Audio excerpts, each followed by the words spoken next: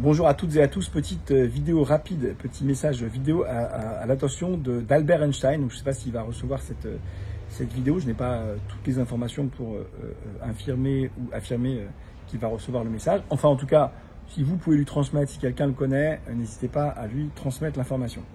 J'ai eu l'occasion de parcourir, de lire les 25 premières pages de votre ouvrage, que vous trouverez, pour ceux qui regardent la vidéo, en lien dans la description de cette vidéo, qui parle de votre avis sur les choses du quotidien, sur la vie, sur la société, sur la politique. The World as I See It, le monde tel que je le vois.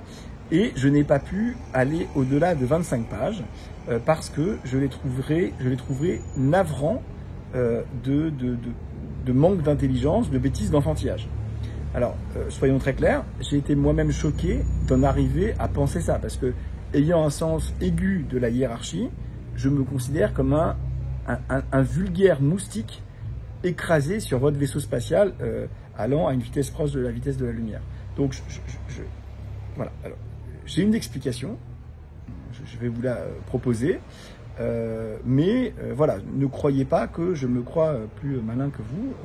Vous êtes à l'origine d'une théorie extraordinaire, fascinante, qui ne peut sortir de l'esprit, en plus sortir de l'esprit d'une personne, que d'un génie, au sens vraiment d'une personne étant capable d'aller à l'encontre du sens commun le plus partagé, d'accord, qui est la relativité générale, qui est une théorie qui est extraordinairement bien vérifiée, qui décrit très correctement, de manière en tout cas extraordinairement efficace et très utile au quotidien, le monde.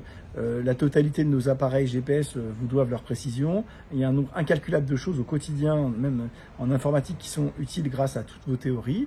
Vous avez, certes modestement, mais participé un petit peu malgré tout, même si, de manière plus ou moins efficace, à aussi l'élaboration de la physique quantique. Donc, voilà.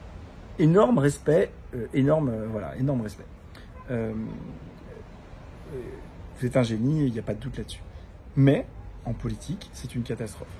Alors, vraiment, pour ceux qui ne vont pas me croire, allez voir le bouquin dans la description de la vidéo. Il y a un lien vers ce bouquin qui est gratuit.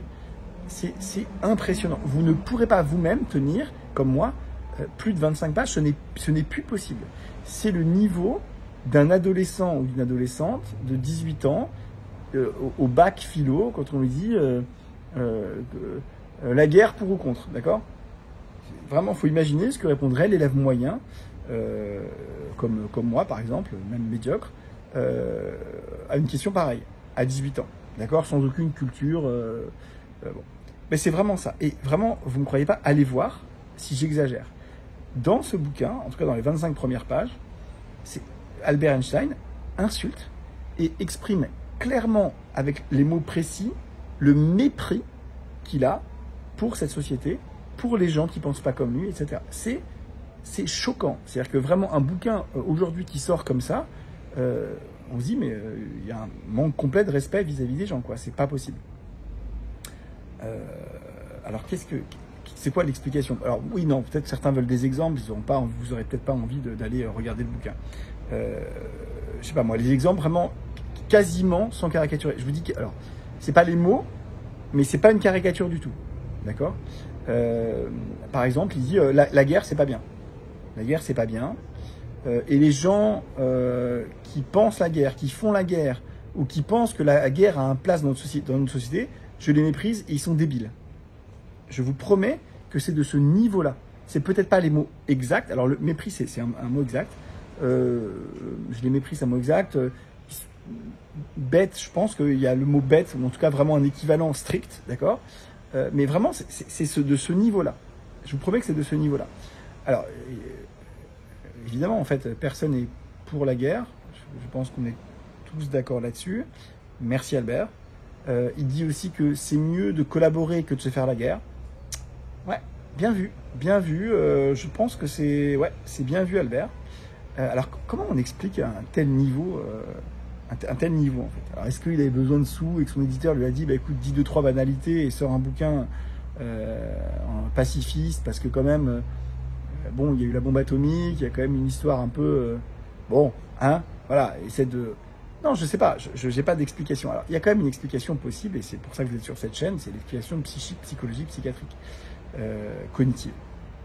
Et il le dit un peu, en fait, il donne quasiment, au tout début du livre, il donne l'explication, la clé de notre compréhension de pourquoi il dit des choses vraiment pas intelligentes, quoi, bêtes. Et encore une fois, ça ne veut pas dire que lui est bête. Il dit des choses bêtes et on essaie de comprendre pourquoi sans le juger. En fait, il le dit, il ne comprend pas l'espèce, en fait. Il ne comprend pas les êtres humains. Il le dit dès le départ, je ne comprends pas comment fonctionnent les gens, comment pensent les gens. Et du coup, je les trouve bêtes, idiots et méprisables. Et je crois que tout est là, Albert. C'est-à-dire que c'est ça le message que je voulais t'envoyer. C'est que, de manière générale, moins on comprend les gens, plus on les juge. Plus on comprend les gens, moins on les juge. Il n'y a plus de jugement possible, de jugement négatif, de mépris ou de haine, ou même d'extase, d'admiration, quand on comprend comment les gens fonctionnent, quand on comprend le parcours des gens, quand on comprend intimement ce qui amène les gens à faire une mauvaise action ou à faire une bonne action. Et ça, c'est vraiment quelque chose qui est extraordinairement fondamental. Et je pense que vous l'avez tous expérimenté dans votre vie. Plus vous prenez de l'âge, plus vous comprenez comment les gens fonctionnent, moins, du coup, vous êtes aussi blessé et touché par leurs excès émotionnels, leurs excès dans ce qu'ils disent, dans ce qu'ils font. Et aussi, finalement, moins vous êtes en extase vis-à-vis de certaines choses qui, avant, vous auriez été en pure admiration, et moins aussi, vous êtes en colère face à des événements tragiques. Alors, par exemple, je comprends bien l'émotion extraordinaire qui a suscité cet atroce crime. Voilà, mais vous imaginez bien que, par exemple, que les psychiatres qui vont expertiser les responsables de cette atroce ignominie, ils vont être moins jugeants parce qu'ils auront compris ce qui s'est passé dans la tête des gens que quelqu'un qui a aucune info sur le dossier et qui n'a que les aspects sensationnalistes et terribles et authentiques qu'on a qu'on a dans les journaux et à la télévision. Bon. Donc c'est comme ça en fait. Plus on comprend une situation, moins on la juge. Je sais pas, je vous donne un exemple. Vous êtes téléporté en l'an 1000 ou moins 1000, peu importe, avec votre voiture. Et là, vous rencontrez des gens. Les gens vous prennent pour un dieu. Ils vont dire comment vous faites, qu'est-ce que c'est que ça, c'est incroyable. Ils vont être en admiration totale devant votre véhicule, ou je sais pas, devant votre montre, ou devant n'importe quoi de moderne, d'accord ? Et alors qu'aujourd'hui, tout le monde s'en fout, quoi. C'est votre véhicule, votre montre, tout le monde s'en moque, quoi. C'est normal, ça fait partie du quotidien. Et en fait, quand on comprend un petit peu, quand on dissèque le fonctionnement, on voit que c'est pas non plus incroyable. En tout cas, les principes fondamentaux du fonctionnement du moteur à explosion, enfin pas à explosion, pardon, du moteur à combustion ou de la montre, bon, vous arrivez à les comprendre, les fondamentaux. Alors après, oui, c'est minutieux, c'est machin, c'est précis, ok, très bien. Mais vous arrivez à comprendre le concept sans difficulté. Voilà, en fait, c'est la même chose. C'est-à-dire que quand on connaît et quand on comprend, on est moins en extase, soit favorablement, soit défavorablement. C'est comme ça. Donc je pense que le manque de... Alors je ne sais pas ce qui s'est passé, je peux pas... Et encore une fois, je ne juge pas. Hein, je ne sais pas ce qui s'est passé, je ne sais pas s'il a son déficit de théorie de l'esprit et d'empathie, de compréhension des autres est lié à un trouble de base, biologique, je sais pas moi, un manque de cytocine ou autre. Ou est-ce que c'est parce que son profil cognitif l'a amené à consacrer extraordinairement peu de temps et peu d'intérêt aux interactions sociales, et du coup il en a eu très peu dans sa vie, et du coup il n'est pas très compétent, parce que je vous rappelle que les interactions sociales c'est quelque chose qui s'apprend, hein, faut pas croire que c'est comme ça inné, hein, la capacité à avoir un haut niveau d'empathie et de théorie d'esprit. On a les bases, on a les câblages au départ qui sont faits pour, mais ensuite ça s'entraîne entre guillemets comme un muscle, quoi. Plus on va essayer de comprendre, plus on va essayer de faire de la métacognition sur soi-même ou d'essayer de comprendre ce qu'il y a entre des autres, plus on va devenir compétent en fait. Donc voilà, Albert, si tu as ce message,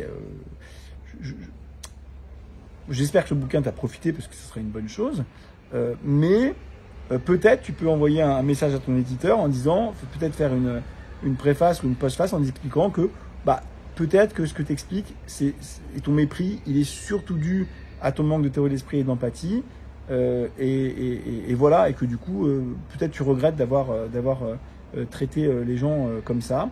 Je sais pas.